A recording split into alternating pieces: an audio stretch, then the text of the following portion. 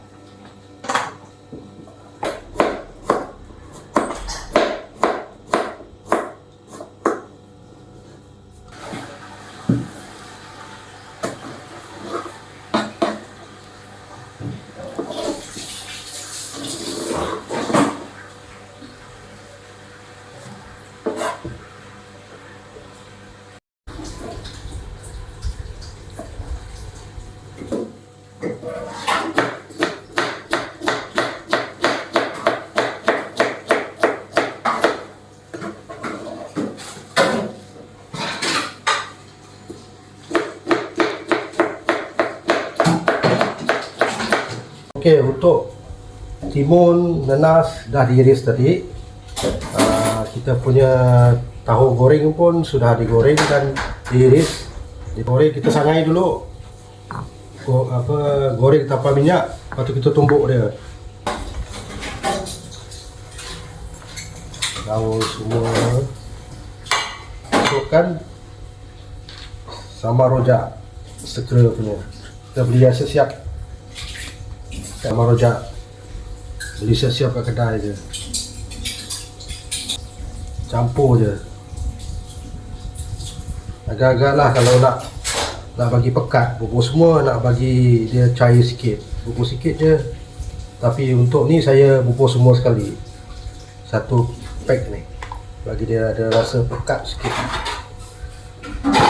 Biasa dia tak payah campur apa-apa lagi dah, memang dah cukup sebati dah dalam ni. Kalau rasa pedas, tambah cili lah.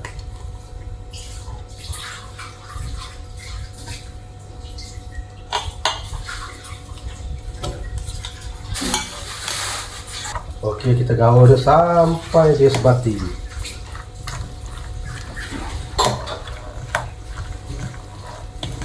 Untuk pecah ni, dia dah ada masin, dah ada manis dia. Ada rasa pedas sikit, tapi kalau nak pedas lagi kita tambah gula lah. Tambah cili bagi dia pedas sikit lagi.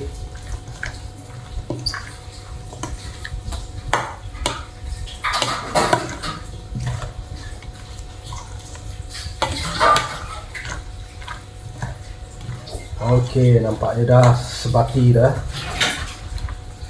Kita campurkan tahu goreng kita yang diiris tadi.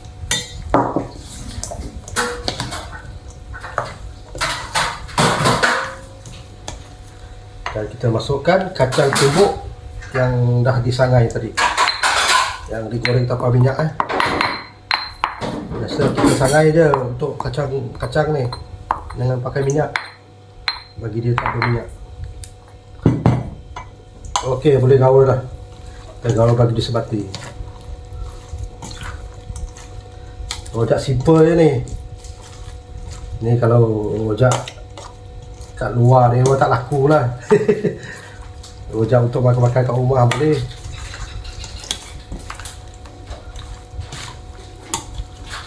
Okey, rojak kita pada petang ni sudah siap.